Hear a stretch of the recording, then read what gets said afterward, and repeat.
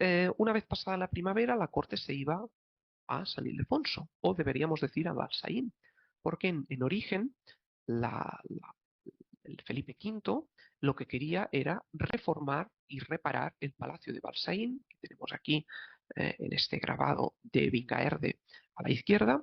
Él quería restaurar el palacio de Balsaín para utilizarlo en verano.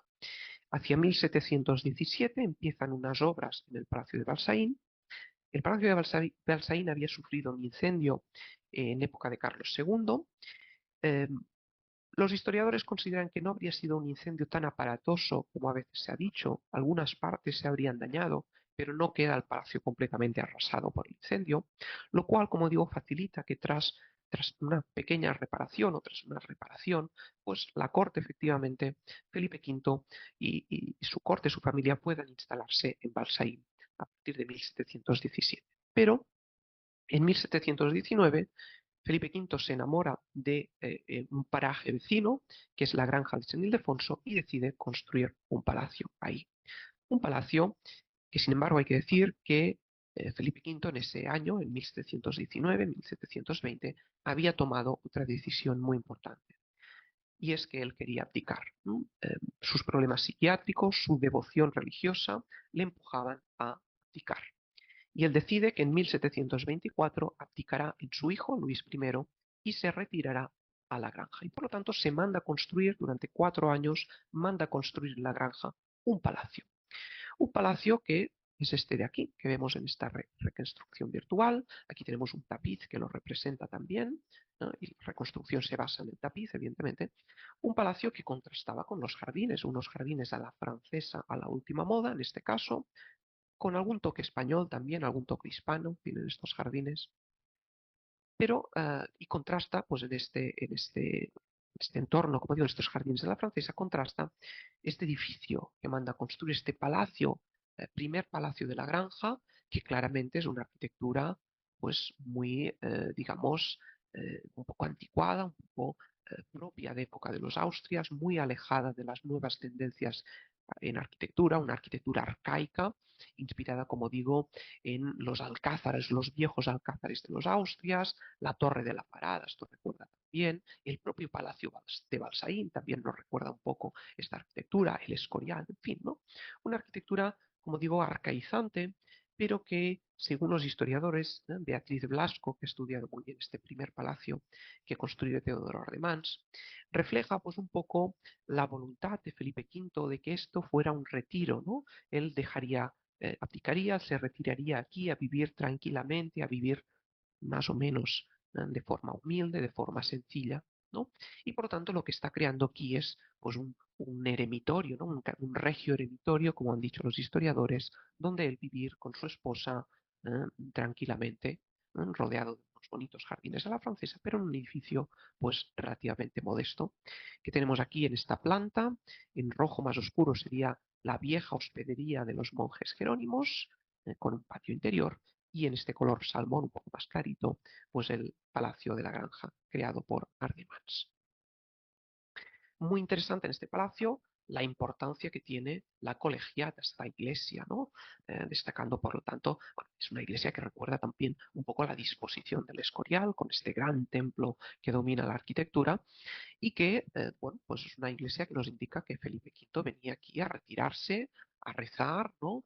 Y como destacó Beatriz Blasco, esta iglesia también tiene este tamaño porque debía servir de parroquia al lugar. Una de las cláusulas que pusieron los jerónimos para vender el terreno, ¿no?, a Felipe V es que la iglesia de Palacio sirviera también como parroquia del lugar. De ahí que sea una iglesia que está medio fuera y medio dentro del palacio. Pero, bueno, a Felipe V no le sale bien la cosa. Luis I sube al trono en 1724, el joven no dura ni un año, y Felipe V pues tiene que volver al trono, ¿no? Y entonces se decide ampliar el Palacio de la Granja. En este caso se encarga a un arquitecto ya no español, sino italiano, Andrea Procaccini, que era pintor y arquitecto, y lo que él va a hacer es añadir 4 alas a este palacio original de Ardemans, ¿no? 4 alas que vemos aquí. De hecho, la planta del Palacio de la Granja es una planta muy rara, que nos indica pues, que es un palacio que va mutando constantemente y que un poco va, digamos, siguiendo pues, la mentalidad y la psicología un poco atormentada de Felipe V.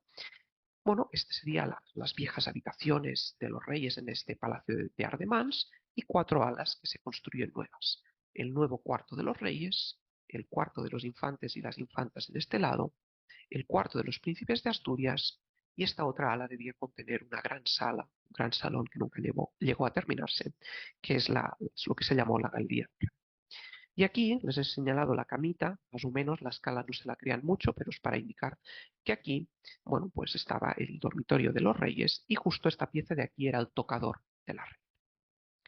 El tocador es esta estancia que crea Andrea Procaccini, muy similar al gabinete de la reina que, como les había dicho, al tercer gabinete que Isabel Farnesio manda hacer en Aranjuez, una estancia pues con estos espejos, con estas tallas doradas, muy suntuosas, con evidentemente motivos muy propios del arte francés, pero en general es un conjunto muy influenciado por la decoración italiana, con lacas rojas, tapizado de rojo, toda esta parte de aquí estaba tapizada de rojo, y con un fresco barroco pintado.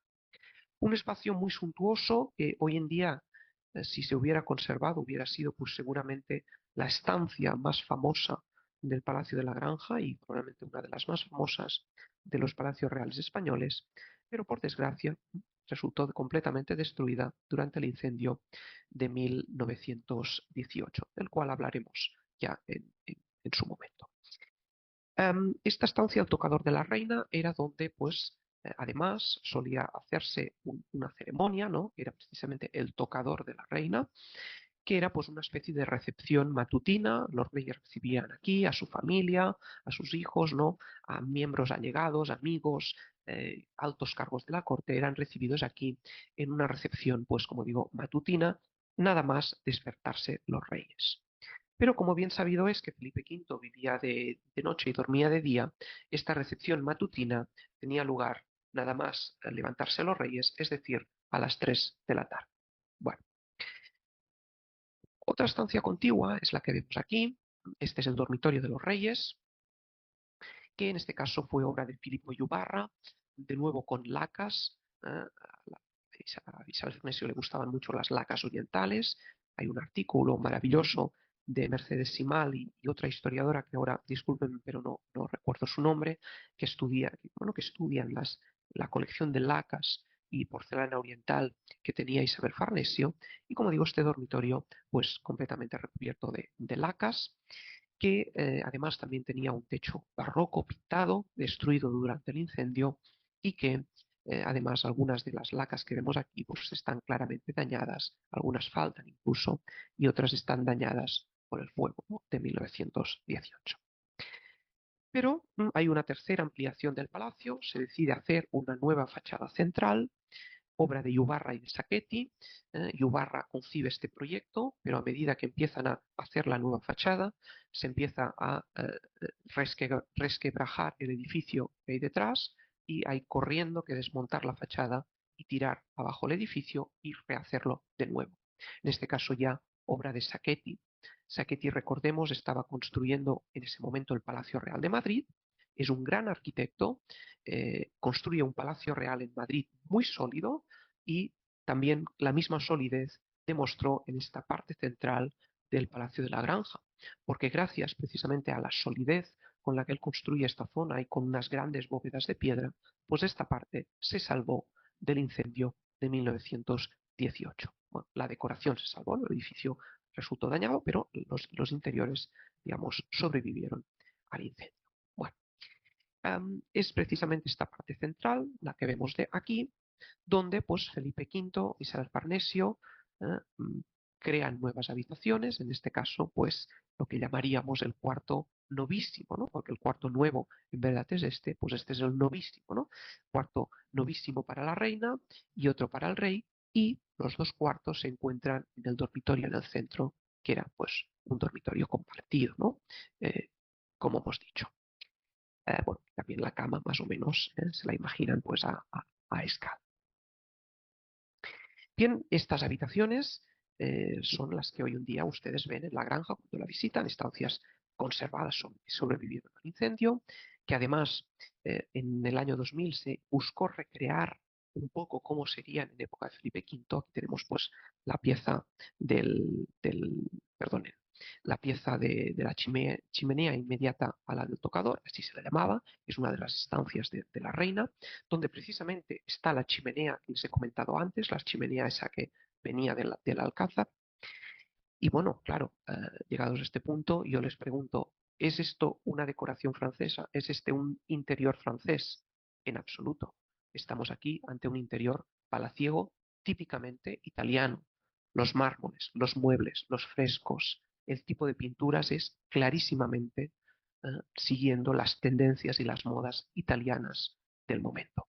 Por lo tanto, cuando se dice que la granja es un palacio francés, es mentira totalmente. La granja es un palacio italiano hecho por artistas italianos. Fíjense los nombres de todos los señores que intervienen aquí. Giovanni Battista Sacchetti, Bartolomé Rusca, Santiago Bonavia, bueno, Giacomo Bonavia, ¿no? Porque era de origen italiano, es decir, artistas italianos, Procaccini, que ya lo hemos dicho, trabajando en este palacio. También, si este eran los aposentos de los reyes en el primer piso, en la planta baja había el llamado cuarto bajo, que es una hilera de salas, ustedes las pueden visitar ustedes también en la actualidad, donde se expuso la colección de esculturas que habían comprado los reyes a los herederos de Cristina de Suecia.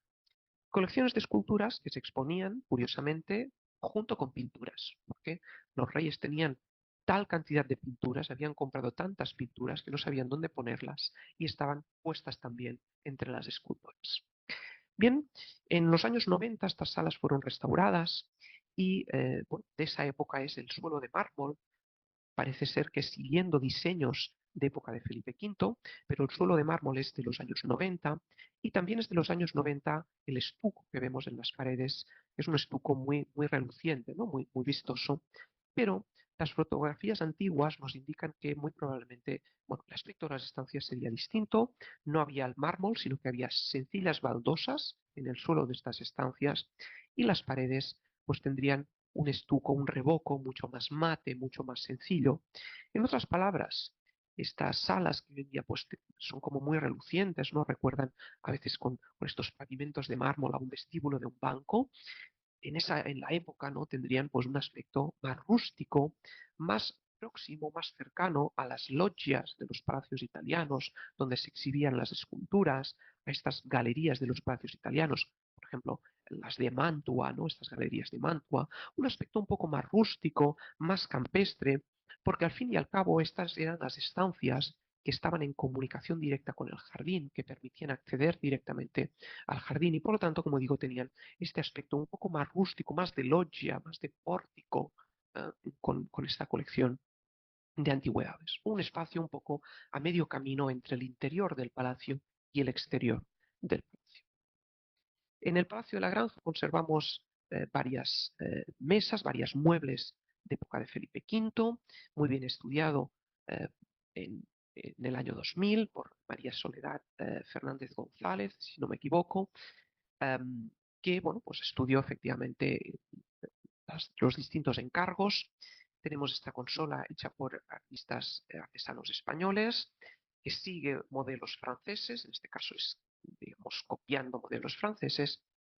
Sin embargo, para 1728, estos modelos franceses, perdón, para 1728, estos modelos franceses estaban pues un poco desfasados ya, eran un poco arcaicos. Por lo tanto, da la sensación que más que copiar modelos franceses, se están copiando un poco modelos ya que habían circulado mucho, modelos, digamos, que ya eran bastante internacionales.